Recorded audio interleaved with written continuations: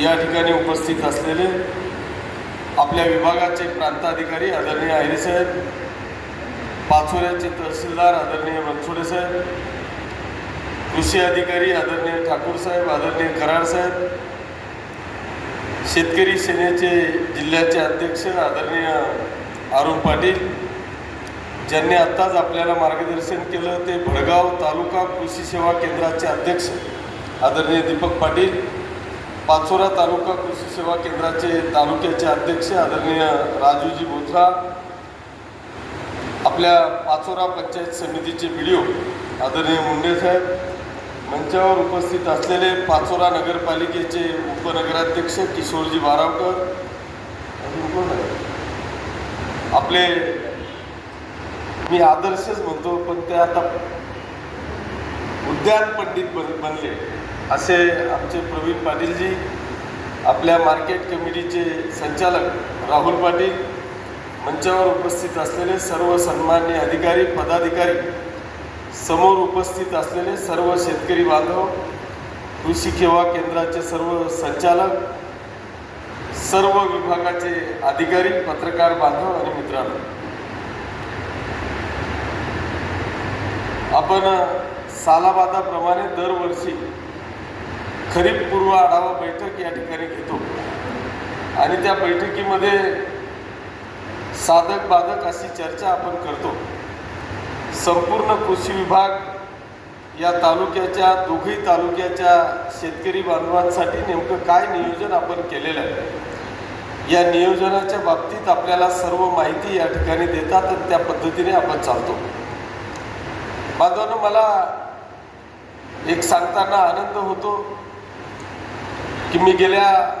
12 वर्षापासून या मतदारसंघाचा आमदार आहे. पण 12 वर्षापूर्वी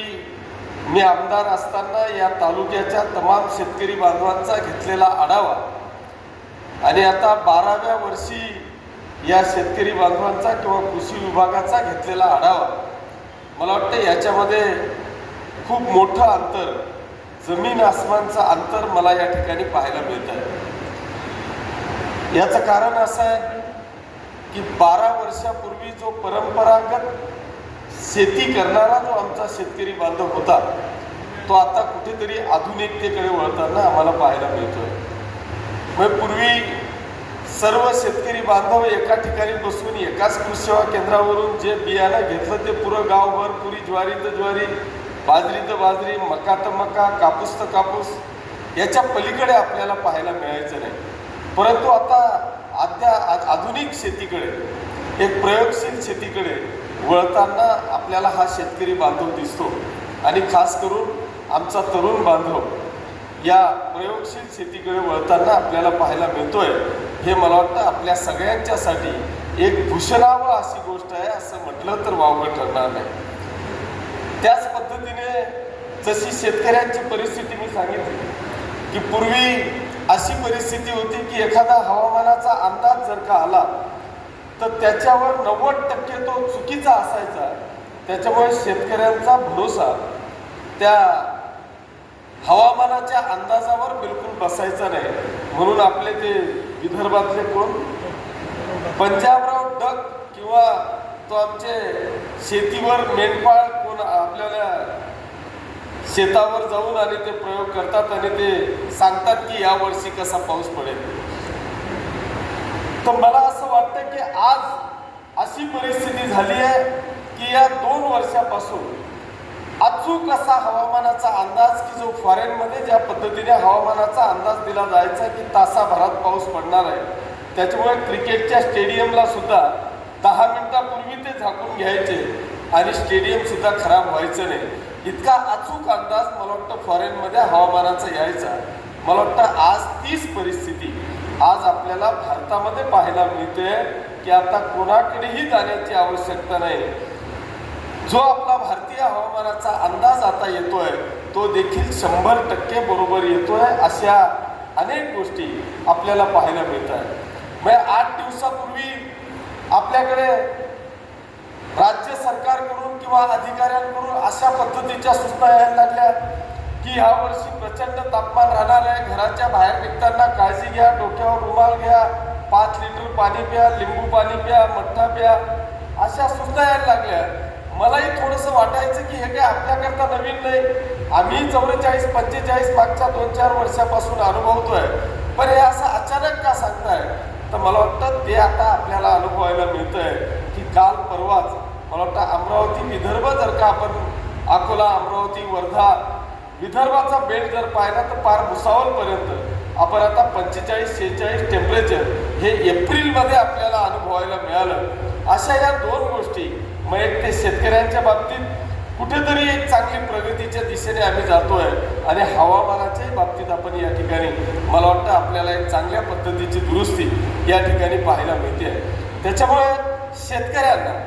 आता हा एक मोठा दिलासा आहे की आम्ही आता पंचांग पाहण्याची आवश्यकता राहिलेली नाही. हवामानाचा अंदाज आला की त्या पद्धतीने आम्ही आमची पूर्वतयारी कशी करता येईल. मी हे सांगण्याचं कारण असं आहे की आम्ही अनेक लोक राज्य सरकार कृषी विभागाकडून वारंवार आम्हाला सूचना दिल्या जातात की 1 जून नंतरच आपण कापसाची लागवड करा, पण आमच्या पाचोरा आणि भडगावमध्ये म्हणण्यापेक्षा पूर्ण जिल्ह्यात महाराष्ट्रात कदाचित अशी परिस्थिती असेल की आम्ही 15 मे कधी येईल आणि तो कधी उलटेल आणि आम्ही कधी कापसाची लागवड करू अशी घाई आमची सगळ्यांची असते. परंतु बांधवांनो, याच्यामध्ये या सगळ्या टेम्परेचरमुळे तुमच्या विहिरीला कितीही पाणी असेल पण ते एक 2-5 दिवसाचं बाळ की जे इतक्या टेम्परेचरमध्ये तुम्ही पीक रूपी जर का उभं करणार असाल तर ते कदापिही टिकू शकणार नाही. आणि मग आमचा रोष येतो तो आमच्या कृषी सेवा केंद्रावर की या कृषी सेवा केंद्रवाल्यांनी मला बियाणं खराब दिलं, मग तिथं भांडणं. ह्या सगळ्या ज्या काही गोष्टी आहेत, ह्या ज्या काही कृषी विभागाच्या सूचना आहेत, मला वाटतं सर्व शेतकरी बांधवांनी या सूचनांचं पालन करणं हे अत्यंत गरजेचं आहे आणि त्या पद्धतीने आपण करावं अशी एक आग्रहाची विनंती मी आपल्याला या निमित्तानं मी करतो. मला सांगताना आनंद होतो की आत्ताच मागच्या वर्षी महाराष्ट्राला एक राज्यपाल आपल्याला लाभले आणि ते मला वाटतं गुजरातहून महाराष्ट्रात आले. त्यांची आता ट्रान्सफर झाली, आता दुसरे राज्यपाल आपल्या या राज्याला मिळाले. पण मी असे माझ्या आयुष्यातले पहिले राज्यपाल पाहिले की त्यांनी सगळ्या आमदारांची, खासदारांची, मंत्र्यांची, मुख्यमंत्री महोदयांसहित सगळ्यांची एक आढावा बैठक घेतली आणि त्या बैठकीमध्ये चांगले शेतकरी सुद्धा त्यांनी बोलवले आणि मुंबईला एक सुंदर असं व्याख्यान झालं. मला वाटतं त्यांनी या सगळ्या शेतीच्या बाबतीतलं जे सखोल असं मला वाटतं मार्गदर्शन करणारे या महाराष्ट्राला लाभलेले मला वाटतं पहिले राज्यपाल ते कदाचित असतील. आणि त्यांनी त्यांच्या व्याख्यानामध्ये आपल्याला ही नैसर्गिक शेती, ऑर्गॅनिक शेती आपल्याला कशी करता येईल याच्यावर सुंदर असं मार्गदर्शन त्यांनी केलं. मला असं वाटतं की आपण सगळेजण आज मग कृषी विभाग असेल, कृषी सेवा केंद्र असेल किंवा आमचे शेतकरी असतील, यांचा आता एकच विषय आहे की आम्हाला खतांचा तुटवडा, खतांचे भाव इतके वाढलेले आहेत. मला असं वाटतं की आपण सगळेजण शेतकरी बांधव आहोत, आपण सगळेजण कृषी अधिकाऱ्यांना जेवढं ज्ञान नसेल तेवढं ज्ञान कदाचित आमच्या शेतकरी बांधवांना सुद्धा कदाचित त्यांच्यापेक्षा जास्त ज्ञान असेल, कारण ते प्रॅक्टिकली आहे. आपण आयुष्यभर परंपरागत अशी शेतकरी शेती करतोय, मग एका बाजूला राज्य सरकार आम्हाला ऑर्गॅनिक शेतीकडे वळवतोय, सेंद्रिय शेतीकडे वळवतोय आणि आम्ही अजूनही तो भडकलेलं युद्ध, त्याच्यामुळे वाढलेले भाव आणि त्या भावांमुळे आमचा शेतकरी कुठेतरी स्टॉकेज करतोय आणि हे स्टॉकेज करून येणाऱ्या काळामध्ये मग आमचा उत्पन्नाचा खर्च आणि मिळालेला भाव याची तुलना करतोय आणि त्यावेळेस तो कुठेतरी आपलं वर्षभर केलेल्या कष्टामध्ये तो पश्चाताप करतोय. मग आम्ही असं 1 वर्ष ही ट्रायल घेऊ शकत नाही का की जसं आम्ही आता बाहेर पाहिलं काही स्टॉल लावलेले आहेत, त्या स्टॉलमध्ये सोयाबीनचं स्वतः बियाणं तयार करताय किंवा आमच्या जेवढेही ह्या डाळी असतील, मग सोयाबीन असेल, मठ असेल, मूग असेल, उडीद असेल, या सगळ्यांचं तो स्वतः जर्मिनेशन करून तो स्वतः लावतोय. म्हणजे बियाण्याचे भाव त्याला वाचवता येत आहे. ज्या पद्धतीने आपण बियाण्यांवर ही ट्रायल करतोय तशी आम्हाला 1 वर्ष असा संकल्प करता येईल का की निदान कोरोनाच्या काळात ज्या पद्धतीने संकटावर आपण मात केली तशा ह्या युद्धाच्या काळामध्ये अमेरिका, इराण आणि इस्रायलच्या मध्ये जे युद्ध चाललेलं आहे आणि तो युद्धामुळे जर पूर्ण आमचा जग संकटात आला असेल तर आम्ही एखादी वर्ष अशी काही ट्रायल घेऊ शकतो का की आमच्या स्वतःच्या शेणखताने, सेंद्रिय खताने, नैसर्गिक खताने ऑर्गॅनिक शेती आम्हाला करता येईल का की त्या शेतीमधून एक तर चांगल्या पद्धतीचं पीकही निर्माण होईल, उत्पन्नात जो आमचा खर्च होतोय त्या खर्चात देखील कमी होईल आणि आमचं उत्पन्न सुद्धा एक चांगल्या पद्धतीने येऊ शकतं असा प्रयत्न ह्या वर्षी इराण, इराक आणि इस्रायल, अमेरिकेच्या नावाने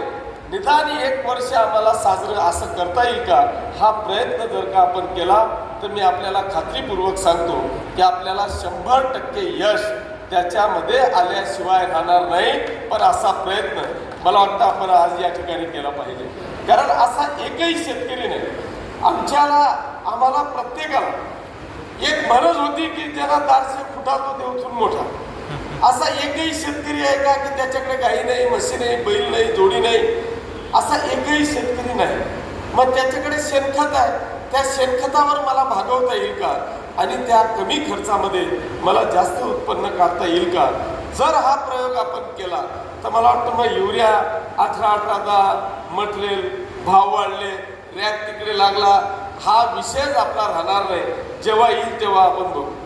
पण त्याच्यात सुद्धा मला वाटतं ज्या पद्धतीची खंत आज दीपक पाटलांनी आपल्या पाचोरा आणि भडगाव तालुक्याच्या कृषी सेवा केंद्रांच्या बाबतीत जी खंत त्यांनी मांडली, मी आपल्याला दोघेही कृषी अधिकारी साहेब या ठिकाणी आहेत. मी हा विषय ज्यावेळेस मला वाटतं आदरणीय धनंजय मुंडे साहेब या राज्याचे कृषी मंत्री होते त्यावेळेस हे बिल हे अधिवेशनामध्ये आलं आणि त्या अधिवेशनाच्या बिलामध्ये ते अंतिम टप्प्यावर आले की याला एखाद्या अशी काही घटना शेतकऱ्याला फसवणुकीची झाली तर त्यावेळेस या कृषी सेवा केंद्रावरच MPDA सारखा गुन्हा दाखल करण्याच्या संदर्भातली कारवाई करण्याचा कायदा हा अधिवेशनामध्ये आला. आणि त्यावेळेस मला वाटतं ती गुजरातची कुठली तरी कंपनी होती आणि त्या कंपनीचा देखील विषय संपूर्ण महाराष्ट्रामध्ये अनेक शेतकऱ्यांची फसवणूक त्या कंपनीच्या बियाण्याकडून झाली. मला असं वाटतं की हा कायदा आल्यानंतर मी अधिवेशनामध्ये त्या वायचे तत्कालीन कृषी मंत्र्यांना या संदर्भामध्ये आपण डिटेलमध्ये माहिती दिली की आपण हे सगळं करत असताना एकदा कायदा जर का झाला तर त्याच्यात दुरुस्ती करायला आपल्याला प्रचंड अडचणी येतील. परंतु हा कायदा हा राज्यातल्या तमाम शेतकरी बांधवांच्या हिताचा आहे. हा राज्यातल्या तमाम कृषी सेवा केंद्रांच्या जवळचा हा कायदा आहे किंवा त्यांच्याशी लागून असलेला हा कायदा आहे. या कायद्याला पारित करण्याच्या आधी आम्हाला सखोल असं बोलणं या कायद्याच्या संदर्भात द्यावं अशी विनंती मी त्यावेळेस मला वाटतं धनंजय मुंडे साहेबांना, कृषी मंत्री महोदयांना त्या ठिकाणी केली. आणि आपल्याला सांगताना आनंद होतो की त्यांनी जो रोष त्यांचा कृषी सेवा केंद्रवाल्यांकडे होता तो रोष बदलून आपण कंपनीकडे केला. याचं कारण असं आहे की आम्ही कंपनीचे डिस्ट्रीब्युटर आहोत, कंपनीचे डीलर आहोत, कंपनीचे विक्रेते आहोत. आम्ही प्रोडक्शन करणारे नाही. प्रोडक्शन करणारी एक कंपनी आहे आणि त्या कंपनीला राज्य आणि केंद्र सरकारने प्रमाणित केलेलं आहे. राज्य आणि केंद्र सरकारने त्याला मान्यता दिलेली आहे. ज्या राज्याने आणि केंद्राने त्याला मान्यता दिलेली आहे अशा अधिकृत प्रोडक्शन कंपनीचे आम्ही डीलर आणि डिस्ट्रीब्युटर आहोत. त्याच्यामुळे आमच्यावर अशी कुठल्याही प्रकारची कारवाई करण्याचा अधिकार हा राज्य सरकारला किंवा कुठल्याही एजन्सीला नाही. अशा पद्धतीचा आपण तो कायदा केला. एवढं मात्र निश्चित मी दोघेही कृषी अधिकारी या ठिकाणी आहेत. जर का एखादा कृषी सेवा केंद्रवाला अनधिकृतरित्या विदाऊट पॅकेजिंग मटेरियल जर का विकत असेल आणि त्याच्यामुळे जर का शेतकऱ्यांची फसगत होत असेल तर त्याला फासावर लटकवा. मी तुमचं दोघांचं स्वागत करेन. पण एखाद्या अधिकृत कंपनीचं मटेरियल विकत असताना एखाद्या कृषी केंद्राला वेठीस धरणं हे मला वाटतं चुकीचं होणार आहे. आणि याच्यासाठी मला वाटतं आपण सगळ्यांनी, कारण होत काही नाही, त्याला जर का तुम्ही ऐन सीझनमध्ये 1-2 महिना त्याचं लायसन्स सस्पेंड केलं तर त्याच्यावर आधारित असलेला, त्याच्यावर डिपेंड असलेला शेतकरी की जो वर्षानुवर्ष त्या कृषी सेवा केंद्राकडून उधार घेतोय त्याच्याकडून विश्वासाने तो सगळा माल घेतोय, तो शेतकरी हवालदिल होतोय आणि दुसऱ्या बाजूला हा कृषी सेवा केंद्रावाला सुद्धा वेठीस धरला जातोय। अर्थात हे जे आज त्यांनी संपूर्ण महाराष्ट्रभर कृषी सेवा केंद्राचं जवळपास 27 तारखेपासून बेमुदत उपोषण आंदोलन, त्यांनी कृषी सेवा बंद करण्याचं आंदोलन आज त्यांनी डिक्लेअर केलेलं आहे। माझी विनंती आहे, जर पाचोरा आणि भडगावचा असतं तर मी आजच त्याला त्याला ओपन केलं असतं, पण हा राज्यव्यापी आंदोलन असल्यामुळे कदाचित राज्यातले त्यांचे जे कोणी प्रमुख आहेत त्यांनी मला वाटतं लवकर हा निर्णय घेऊन येणाऱ्या काळामध्ये शेतकऱ्यांना कुठल्याही प्रकारचा त्रास होणार नाही याच्याकरता आपण आपलं हे आंदोलन हे मागे घ्यावं। तुमच्या निवेदनाच्या मार्फत ज्या ज्या काही मागण्या आमच्याकडे येतील त्या वास्तव असतील, त्या शेतकऱ्यांच्या हिताच्या असतील, कायद्याच्या कचाट्यात सापडणाऱ्या नसतील, अशा सगळ्या मागण्या या राज्याचे कृषी मंत्री महोदयांच्या बरोबर याबद्दल चर्चा करून कुठल्याही कृषी सेवा केंद्रावर अन्याय होणार नाही याची काळजी घेऊन आपण त्या ठिकाणी करू। हा जो एक महत्त्वाचा मुद्दा की तो म्हणजे लिंकिंगचा, आता आमच्या डोक्यात म्हणजे माझ्याही डोक्यात असा विषय असायचा किंवा एखादा कृषी सेवा केंद्रवाला की हा आपली फसगत करतोय का, या शेतकऱ्यांची फसगत करतोय का असं मला वाटायचं की ती लिंकिंगच्या बाबतीत की हा कृषी सेवा केंद्रवाला त्याचा माल संपत म्हणजे खपत नाही म्हणून तो बळजबरी एखाद्या शेतकऱ्याला देतोय आणि त्याच्याबरोबर हे घे बच्च, आपण त्याला बच्च म्हणायचो, त्यावेळेस त्याला ते बच्च द्यायचे। आणि माझा एक समज होता की हा कृषी सेवा केंद्रवाल्यांचा हा डाव आहे किंवा हा शेतकऱ्यांना लुटण्याचा हा प्रकार आहे असा माझा देखील समज होता। परंतु आज दीपक पाटलांनी त्याबद्दलची माहिती दिली आणि त्या माहितीमध्ये अवास्तव असा कुठला कंपनीवाला, मग याच्यासाठी मला वाटतं दोघे कृषी अधिकारी महोदय या ठिकाणी आपण आहात, मला वाटतं या विषयावर आपण सखोल चौकशी केली पाहिजे की हे जे लिंकिंगचं जे मॅटर आहे या लिंकिंगसाठी राज्य किंवा केंद्र सरकारने या सगळ्या कंपनींना अधिकृतरित्या परमिटेड केलेलं आहे का? जर अधिकृत नसेल तर मग यांना लुटण्याचा अधिकार कोणी दिला? आम्ही जबाबदार कृषी सेवा केंद्रांना धरतो आणि तेच कृषी सेवा केंद्रवाले महाराष्ट्रभर राज्यव्यापी आंदोलन करत असताना निवेदनामध्ये आम्हाला देत आहेत की सगळे कंपनीवाले या डीलर आणि डिस्ट्रीब्युटरला सांगताय की हे तुम्हाला लिंकिंग करावीच लागेल, हे तुम्हाला विकावंच लागेल, अशी जबरदस्ती जर का एखाद्या कृषी सेवा केंद्रावर होत असेल तर मग ही लूट नेमकी शेतकऱ्यांची आहे, ही लूट नेमकी कृषी सेवा केंद्रांची आहे की याला आम्ही अधिकृत परवाना दिलाय याची माहिती मला वाटतं आपण अधिकृतरित्या मला द्यावी। अन्यथा या सगळ्या कंपन्या की ज्या लिंकिंग करायला या सगळ्या कृषी सेवा केंद्रवाल्यांना जर का भाग पाडत असतील तर त्यांच्यावर मी थेट या विधानसभेचा सदस्य म्हणून आपण कारवाई करायला सामोरं जाऊ अशा पद्धतीची आपल्याला आश्वासन आजच्या या कार्यक्रमाच्या निमित्तानं बांधवांना या ठिकाणी देतो। त्याच्यामुळे मला असं वाटतं की शेतकरी, कृषी सेवा केंद्र आणि कृषी विभाग या तिघांची एकी असणं, तिघं एकत्रित असणं, तिघांनी एकोप्यानं पुढे जाणं म्हणजे शेतकऱ्यांची लूट होण्यापासून वाचवणं असं मला वाटतं। आणि म्हणून या तिघांनी एकत्रित येऊन आपल्या शेतकऱ्यांची फसगत होणार नाही याची काळजी मला वाटतं आपण या ठिकाणी घेऊया। मी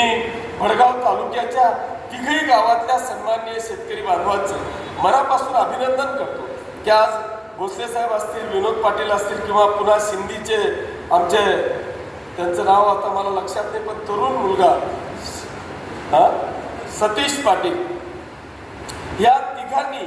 मला वाटतं एक नाविन्यपूर्ण असा प्रयोग आपल्या शेतीमध्ये करताय। हा आदर्श मला वाटतं आपल्या पाचोरा भडगावच नाही तर मला वाटतं जळगाव जिल्ह्यातल्या सगळ्या तरुण शेतकऱ्यांनी की जो दिशाहीन झालेला आहे आणि तो दिशाहीन झालेला तरुण त्याच्याकडे सगळं आहे, शेती आहे, पाणी आहे, सगळं आहे, पैसा आहे, आई वडिलांची मानसिकता आहे, पण तो एकाच कोड्यात फसलेला आहे आणि ते एक कोडं म्हणजे नोकरी नाही म्हणून छोकरी नाही आणि त्या एकमेव छोकरी करता तो माझ्या बाप दाद्याची असलेली 10-20 एकर बागायत शेती सोडून कुठेतरी मुंबई, पुणे, दिल्ली सारख्या, नाशिक सारख्या, संभाजीनगर सारख्या शहरामध्ये नोकरीसाठी वणवण भटकतोय। मला तर असं वाटतं की आपण हे सगळे प्रयोग या ठिकाणी करतो पण मी कृषी विभाग असेल किंवा प्रांत साहेब आपण सगळ्यांनी एकत्रित येऊन हा जो दिशाहीन झालेला तरुण आहे या तरुणांना एकत्रित करून आपण जसे नोकरीचे मेळावे घेतो तसा मला असं वाटतं की ह्या प्रयोगशील शेतकऱ्यांना एकदा आणून या सगळ्या तरुणांच्या समोर आपल्याला असा एखादी शेतीचा मेळावा प्रयोगशील शेतकऱ्यांसाठीचा मेळावा आपल्याला घेता येईल का आणि त्या सगळ्या तरुणांना शेतीकडे आम्हाला वळवता येईल का हा प्रयोग जर का आपण येणाऱ्या काळामध्ये केला तर मला वाटतं हा जो परंपरागत चालू असलेले जे आपले कृषी विभागाचे मेळावे आहेत याला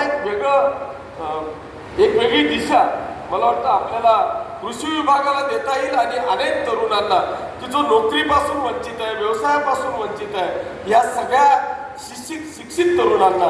आपल्याला या शेतीकडे वळवता येईल का अशा पद्धतीची एक चांगली प्रयोगशील शेती आपल्याला करता येईल का आमचे उत्तम उदाहरण पाचोरा तालुक्यातले आज ते सगळे आमचे फक्त उद्यान पंडित या ठिकाणी आलेले आहेत परंतु अनेक आमचे पाचोरा तालुक्यातले सुद्धा तरुण शेतकरी बांधव तिथे आज मला या ठिकाणी दिसत नाहीये परंतु त्याला आता सुरुवात झालेली आहे अनेक तरुण प्रयोगशील शेती करताय करोडो रुपयाचं उत्पन्न काढताय मागच्या वेळेस आपण मला वाटतं आटलगावच्या त्या मालकरांना आपण पुरस्कार दिला यांना प्रवीण पाटलांना उद्यान पंडित पुरस्कार आपल्याला त्या ठिकाणी मिळाला इतकी एक चांगली शेती करणारे लोक आपल्याला तरुण या ठिकाणी पाहायला मिळत आहेत हे खरोखर अभिनंदनाची गोष्ट आहे मी आज या सगळ्यांच्या बरोबरच माझी सगळ्या शेतकरी बांधवांना या निमित्तानं विनंती माझा आव्हान आहे की आपल्याला जे मी एक शब्द सांगितला की आपण या खतांच्या मागे न पळता त्याचा स्टॉक न करता आपण सेंद्रिय शेतीकडे आपल्याला वळता येईल का तर माझं एक आव्हान आहे इथं दोघेही तहसीलदार साहेब आहेत प्रांत आहेत आपल्याला राज्य सरकारने आता खास करून माननीय मुख्यमंत्री महोदयांनी गाळमुक्त धरणाच्या संदर्भामध्ये आव्हान केलेलं आहे मी आपल्याला सगळ्यांना या निमित्तानं सांगेल की आपण प्रांताधिकारी असतील किंवा दोघेही तहसीलदार असतील या सगळ्यांच्यासाठी जर आपण व्यवस्थितरित्या प्लॅनिंग करून जर तुम्हाला कुठल्याही धरणातून बंधाऱ्यातून उद्या आपल्याला मटेरियल भेटणार नाही माझ्याजवळ कुठलंही शेणखत नाही असा विचार करून जर आम्ही JCB पोकल्यांची आपल्याला व्यवस्था करून दिली आणि त्या माध्यमातून तुमचे स्वतःचेच ट्रॅक्टर जर आपण आणून त्या ट्रॅक्टरच्या माध्यमातून संपूर्ण गाळ आपल्या शेतांमध्ये जर का टाकला तर मी आपल्याला खात्री देतो की येणाऱ्या 2-4 वर्ष तुम्हाला कुठलंही रासायनिक खत हे घेण्याची आवश्यकता भासणार नाही याच्याकरता निश्चितपणे कुठल्याही प्रकारची कारवाई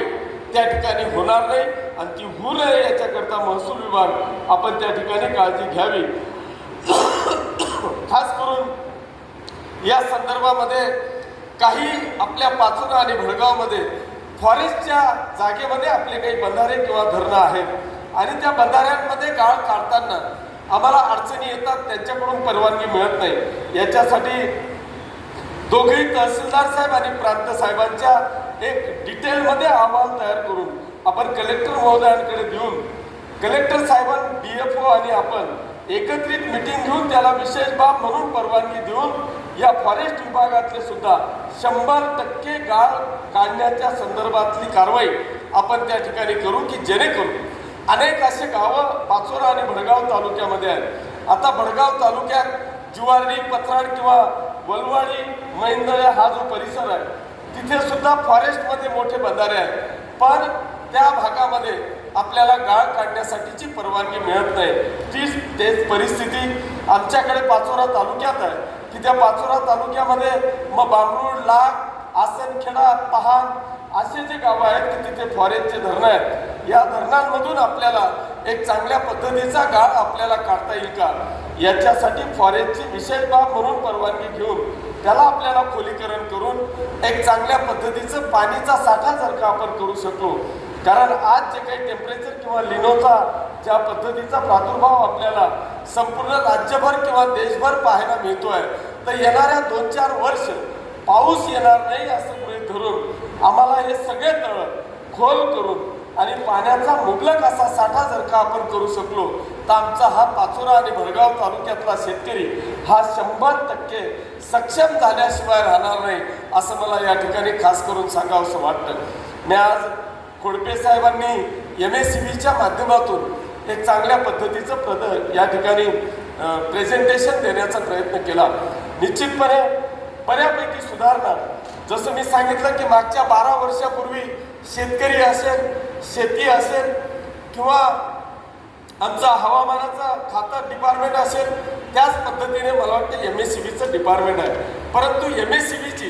इतकी वाताहत झालेली होती की अख्खा आभाळच फाटलेलं होतं. त्याच्यामुळे त्याला ठिगळ देत देत देत या 10-12 वर्षामध्ये आपण बऱ्यापैकी या MSCBच्या संदर्भामध्ये प्रगती करण्याचा प्रयत्न केला. मग आपण 133 kVचे सबस्टेशन वाढवले, 33-11चे सबस्टेशन वाढवले,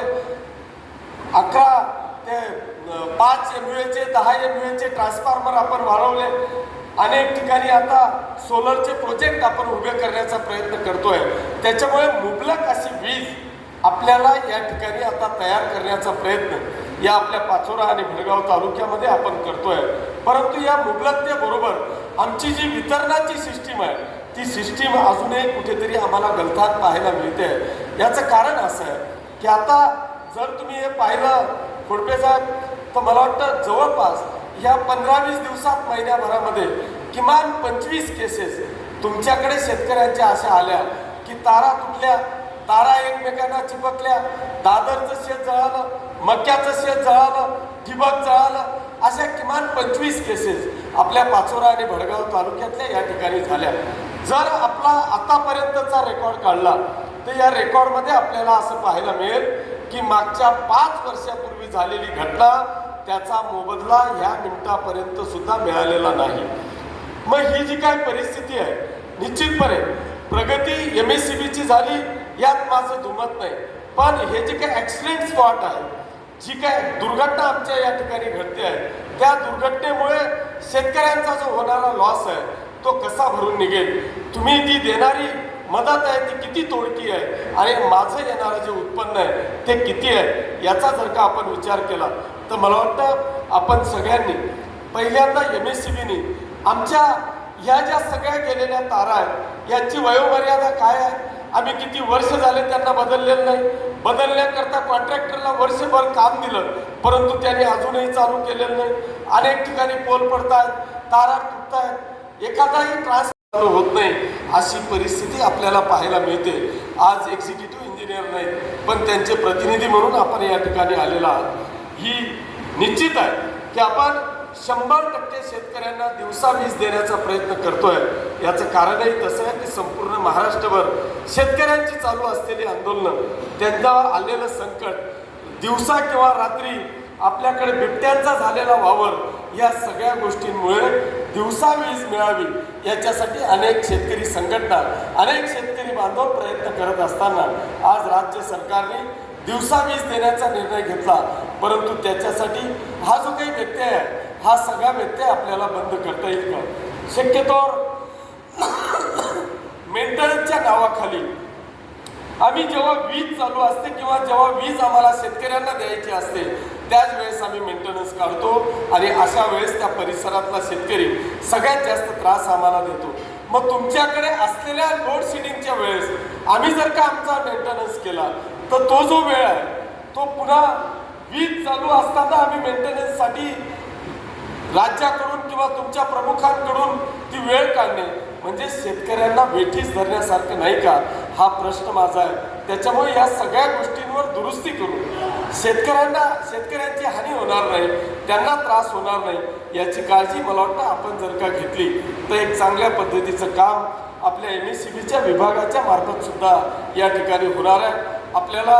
आता या सगळ्या गोष्टींच्या बरोबर माझा प्रयत्न असा आहे की आपण मागच्या 10-12 वर्षापासून आपला प्रयत्न होता की मागच्या काळामध्ये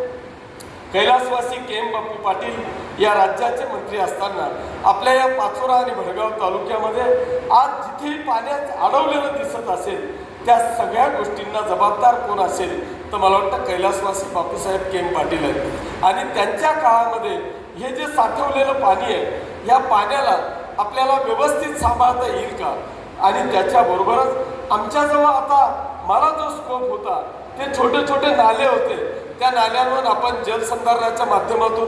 जलयुक्त शिवाराच्या माध्यमातून आपण प्रत्येक नाला पॅक करण्याचा प्रयत्न केला. परंतु अजूनही आपण सगळे कुठल्याही परिस्थितीत जलयुक्त शिवाराच्या माध्यमातून जिथे जिथे स्कोप असेल त्या ठिकाणचे सगळे नाल्यांचे इस्टिमेट तयार करून बजेट तयार करून आपल्याला पुन्हा हे सगळे नाले तयार करता येतील का, नाला बंडिंग करता येईल का, ते आलेला आमच्या शेतातला प्रत्येक थेंब आम्हाला अडवता येईल का, की जेणेकरून आमच्या शेतीतली जी पातळी आहे ती पातळी आपल्याला पाण्याची वरती आणता येईल का. बांधवांनो, आज आपल्याला या निमित्तानं मी सांगेन की आज जळगाव जिल्ह्याचं भयावह वास्तव जर का आपण पाहिलं तर आज या भूजल पातळी तपासणारे जे लोक आहेत जर आज पाहिलं तर मला वाटतं 3-4 वर्ष झाले साहेब या पाचोरा आणि भडगाव तालुका म्हणण्यापेक्षा जळगाव जिल्हा डार्क झोनमध्ये आपण आहोत. आत्ता मला वाटतं पाचोरा तालुक्याची फक्त 26 गावं निघाली आणि त्या 26 गावांमध्ये आपण आज कुठेतरी विहिरींकरता आपण जागा देतोय. पण हा आमचा 100% तालुका हा भूजल पातळी ओलांडून आम्ही कधीही डार्क झोनमध्ये जाणार नाही याची काळजी घेण्याकरता मला वाटतं कृषी विभाग, जलयुक्त विभाग, जलसंपदा विभाग या सगळ्यांनी जर का एकत्रित येऊन एक चांगलं काम केलं तर आमचा तालुका हा कधीही डार्क झोनमध्ये जाणार नाही, एका लेवलच्या खाली पाण्याची पातळी आमची जाणार नाही याची काळजी जर का सर्व शेतकरी बांधव आणि सर्व विभागांनी या ठिकाणी घेतली तर एक चांगलं काम मला वाटतं आपल्याला त्या ठिकाणी करता येणार आहे. असे अनेक विषय बांधवांनो शेती आणि शेतीशी निगडीत असलेल्या आपल्याला सगळ्यांना या ठिकाणी आहे, परंतु वेळ खूप झालेला आहे. यांनी फक्त नाश्त्यावर भागवलेलं आहे, जेवण नाही आहे. त्याच्यामुळे तुमचं आटपून गेलं, नाश्ता सगळा तुमच्याकडे आणला आणि आमच्याकडे त्यांनी वासही दिला नाही. व्यासपीठावर आला नाही ना, व्यासपीठावर त्यांनी नाश्ता आणलाच नाही, सगळा तुमच्याकडेच पाठवला. त्याच्यामुळे जास्त वेळ घेणार नाही, पण खरोखर आनंद झाला. एक चांगल्या पद्धती